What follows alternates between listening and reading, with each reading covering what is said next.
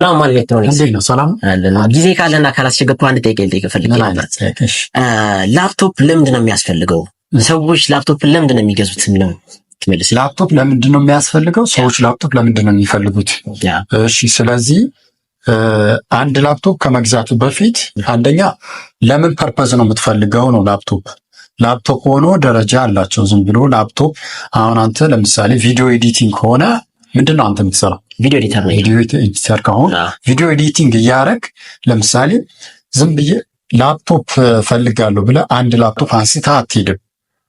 ምክንያቱም የምትፈልገው ፐርፐዝ ቪዲዮ ኤዲት የሚያደርግልህ ላፕቶፕ ግራፊክስ ያለው ሊሆን ይችላል፣ ኮሩ ከፍ ያለ ሊሆን ይችላል፣ ጄኔሬሽን፣ ስቶሬጅ፣ ራም፣ ሳይዝ የምትፈልገውን ብራንድ ትመርጣለህ በፍላጎት። ኤችፒ ነው፣ ሌኖቮ ነው፣ ማክ ነው፣ ሰርፌስ ነው የሚሉት ነገሮች ብዙ ኦፕሽኖች አሉ።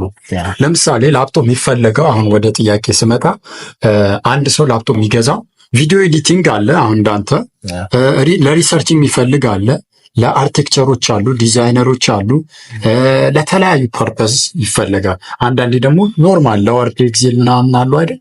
ለእነሱ ፐርፐስ የሚፈለጉ ላፕቶፖች አሉ። አሁን አንተ አንድ ቶሺባ ላፕቶፕ እሰጥህ ቪዲዮ ኤዲት ሊያደርግልህ አይችልም። ምክንያቱም ግራፊክስ ከሌለው ኮሩ የወረደ ከሆነ አንደኛ የምትፈልገውን ላፕቶፕ ጄኔሬሽኑ፣ ኮሩ፣ ስቶሬጁ፣ ራሙ እነዚህ ነገሮች ቼክ ማድረግ አለብን። ለምሳሌ ቶሺባ ላፕቶፕ ኦልሬዲ ካምፓኒው ስለዘጋ ማምረት አቁሟል። አክሰሰሪ እንደልብ አታገኝም። ስለዚህ እሱ ለቪዲዮ ኤዲቲንግ ያስጠቅመኛል ብለህ ብትገዛ አይሆንም። አንተ ወጪ ከማውጣት ውጭ ሌላ ምንም የምትጠቀመው ነገር የለም። ስለዚህ ቶሺባ ላፕቶፕ ዝም ብለህ ላፕቶፕ ያስፈልገኛል ብለህ ላፕቶፕ ስለፈለግ መግዛት የለብህ፣ ለቪዲዮ ኤዲቲንግ ስለማይሆን ማለት ነው። አንድ ላፕቶፕ ለምሳሌ ከአንተ ስራ ጋር የሚመጥን ላፕቶፕ ላምጣልህ። ኤችፒ ፓቪሊየን ነው፣ ኮር i5 ነው፣ 8ኛ ጄኔሬሽን። ይሄ 2GB ኒቪዲያ ግራፊክስ ስላለው ቪዲዮ ኤዲት ያደርግልሃል፣ ግራፊክስ ስላለው ማለት ነው። አንተ የምትፈልገው ላፕቶፕ አንደኛ ግራፊክስ መኖር አለበት፣ ወይም ደግሞ ፐርፎርማንሱ ከፍ ያለ መሆን አለበት። ፐርፎርማንሱ በኋላ እንመጣበታለን ምን አይነት እንደሆነ። ግራፊክስ የሌለው ላፕቶፕ ጄኔሬሽኑ ዝቅ ያለ ከሆነ ቅድም እንደነገርኩ ቶሺባ ነገር ከሆነ ለአንተ ስራ አይሆንም። ግን አሁን ይሄ ላፕቶፕ ቪዲዮ ኤዲት ላድርግበት ብትል ያደርግልሃል። ኮር i5 8ኛ ጄኔሬሽን ነው፣ 2GB ኒቪዲያ ግራፊክስ አለው። ሳይዙ የአንተ ምርጫ ነው። ይሄ 14 ኢንች ነው። 15 ኢንች የሚባለው በእነዚህ ነው፣ ሳይዙ ከፍ የሚሉ ማለት ነው። የሳይዝ ለውጥ አንተ ራስህ ነው የምትመርጠው። እና ደግሞ ብራንድ የሚባል ነገር አለ። ለምሳሌ ይሄ ኤችፒ ሆኖ ፓቪሊየን፣ ላይት ቡክ፣ ኖትቡክ የሚባሉ አሉ። ሌኖቮ አለ እንደምታየው እዚህ ጋር፣ ማይክሮሶፍት ሰርፌስ አለ፣ ፓቪሊየኖች፣ ሌሎችም አሉ። ላፕቶፕ ሲባል አንድ ሞዴል ብቻ አለ። ሌኖቮ፣ ኤችፒ፣ ሰርፌስ፣ ሳምሰንግ፣ ቶሺባ የሚባሉ አሉ። ስለዚህ ከነሱ ውስጥ የፈለከውን የመምረጥ መብት ያለ የራስህን የራስህን የፈለከውን መምረጥ ትችላለህ፣ ሞዴል ማለት ነው። ግን ፐርፎርማንሱ ግን አንተ ማያሰራህን ዝም ብለህ መርጠህ መውሰድ አትችልም። ኦልሬዲ ማያሰራ ከሆነ ምንም አያስፈልግህም ማለት ነው። ስለዚህ ከዚህኛው ስንነሳ አሁን ይሄ ቪዲዮ ኤዲት ለማድረግ ያሰራሃል ማለት ነው። ይሄ ራሱ ላፕቶፕ ሆኖ ግራፊክስ ባይኖረው ቪዲዮ ኤዲቲንግ አያሰራህም። ምክንያቱም ፐርፎርማንሱ ሎ ነው፣ ነው ይሄ እንትኑ። ግን ግራፊክስ ሳይኖረው ጄኔሬሽኑ ለምሳሌ በ10ኛ ጄኔሬሽን ወደዚህ ስንመጣ 10ኛ ጄኔሬሽን ነው። 10ኛ ማለት የ2020 ምርት ማለት ነው። ይሄ የ2018 ምርት ነው።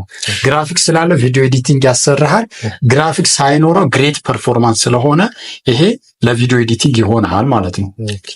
አሁን ከአንተ ስራ ጋር ነው እየመጣን ያለ። ሌሎቹ ስራዎች አሉ፣ በእነሱም ደረጃ እንመጣለን።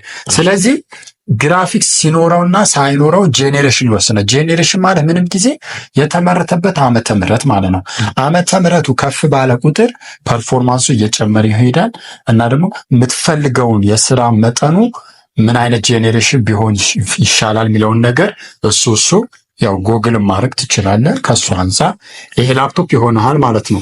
ከዛ ቀጥሎ ያለው ለምሳሌ ለአርቴክቸሮች የሚሆን ላፕቶፕ፣ ይሄ ግራፊክስ ስላለው አርቴክቸሮች ይጠቀሙበታል ማለት አይደለም።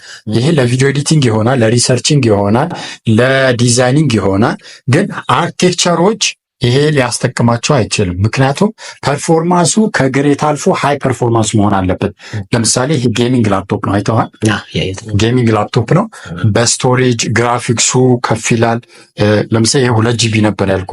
ይሄ ደግሞ ግራፊክስ ሆኖ 30 RTX GTX የሚባሉ አሉ። ይሄ RTX ነው 3050 6 ጂቢ 4060 8 ጂቢ የሚባሉ ግራፊክስ ያላቸው ላፕቶፖች አሉ። ጌሚንጎች ናቸው። ጌሚንግ ሆኖ ደግሞ HP ብራንድ ቪክተስ ነው። እኔ ከምሳሌ ነው ያመጣሁልህ። ኦመን የሚባል አለ፣ MSI አለ፣ አሰስ ሮግ ስትሪክስ የሚባሉ አሉ፣ ዴል ኤሌንዌር የሚባሉ አሉ፣ ዴል ሊጅን የሚባሉ አሉ። እነዚህ ሁሉ ለጌመሮች ለምሳሌ ጌም ለመጫወትና ለአርክቴክቸር በጣም ከፍ ያለ ስራ ለሚሰራ ሰው እነዚህ ይሆናል ማለት ነው። ግን ኖርማል ለቪዲዮ ኤዲቲንግ ምናምን የተባሉት ግን ይሄ ያሰሩት ናቸው። ይሄ ላፕቶፕ ግራፊክስ ስላለው ለአርክቴክቸር ይሆናል ማለት አይቻልም። ይሄ ግን ለአንተ ይሆንሃል። በዋጋም ደረጃ ከስራህም አንፃር በጣም ከፍ ስለሚበዛበት ይሄ በጀት ይወስናል። ለምሳሌ እነዚህ ጌሚንጎቹ አብዛኛው ጊዜ በአሁን ሰዓት ከ100,000 በታች አታገኝም። ግራፊክስ ታይፑ እንደነገርኩ ከፍ ያለ ከሆነ RTX ቤት ከሆነ GTX የሚባል አለ። ኒቪዲያ ግራፊክስ ያላቸው ሆኖ RTX GTX የሚባሉ አሉ። አሁን እነዚህ MX ነው የሚባለው MX 250። እነዚህ ደግሞ RTX 3050 ነው። አሁን እጄ ላይ ያዙ 3050 6 ጂቢ ኒቪዲያ ግራፊክስ አለው RTX ማለት ነው።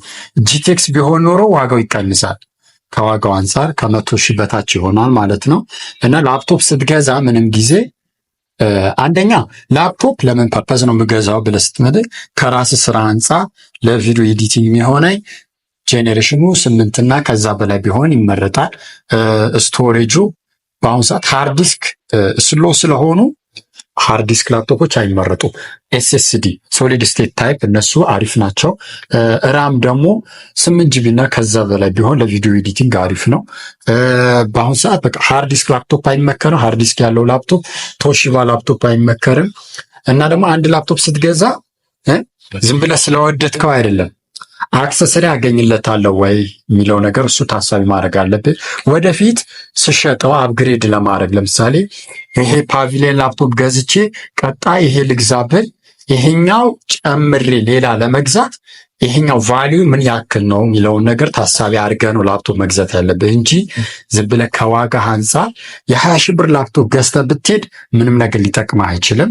ከሱ አንፃር ላፕቶፕ ይወስነዋል ማለት ነው። ስለዚህ የምትፈልገው ፐርፐዝ ለምትፈልገው ስራ ይሆናል አይሆንም፣ ይመጥነዋል አይመጥነው የሚለው ነገር እሱ አወዳድረህ አነጻጽረህ ነው መግዛት ያለብህ እንጂ ላፕቶፕ ስለሆነ ብቻ መግዛት የለብህም ልልህ ፈልጌ ነው። ለጥያቄ መልስ ተመለሰልህ ወይስ? በደንብ ተመለሰልኝ። ሌሎቻችሁ የምትፈልጉት አይነት ላፕቶፖች ሲኖሩ ለቪዲዮ ኤዲቲንግ፣ ለዲዛይኒንግ፣ ለአርክቴክቸር፣ ለጌመሮች የሚሆን ለእነሱ ፐርፐዝ የምትፈልጉት አይነት ሳምሰንግ አለኝ፣ ማይክሮሶፍት ሰርፌስ አለኝ፣ HP ብራንድ አለ፣ ሌኖቮ ብራንድ አለ፣ ዴል ብራንድ አለ። እያንዳንዱ ላፕቶፖች የዋጋ መጠናቸው ቴሌግራም ቻናሌ፣ ዩቲዩብ ቻናሌ ላይ አስቀምጥላችኋለሁ። እዛ ውስጥ ገብታችሁ ከነፎቶያቸው ስላለ መምረጥ ትችላላችሁ። ግር ያላችሁ ነገር ካለ ኮሜንት ላይ ጻፉልኝ። ቀጣይ ሊሰራበት የምትፈልጉት ነገር ካለ በጣም ውዝግብ ውስጥ ያላችሁበት ነገር ካለ ኮሜንት ውስጥ ጻፉልኝ፣ ወይም ደግሞ በውስጥ መስመር አናግሩኝ። ለጥያቄያችሁ ዝግጁ ነን። በተቻለን መጠን መልስላችኋለን። ስለቆያችሁ አብራችሁ ከኛ ጋር ስለነበራችሁ እናመሰግናለን። ይመቻችሁ።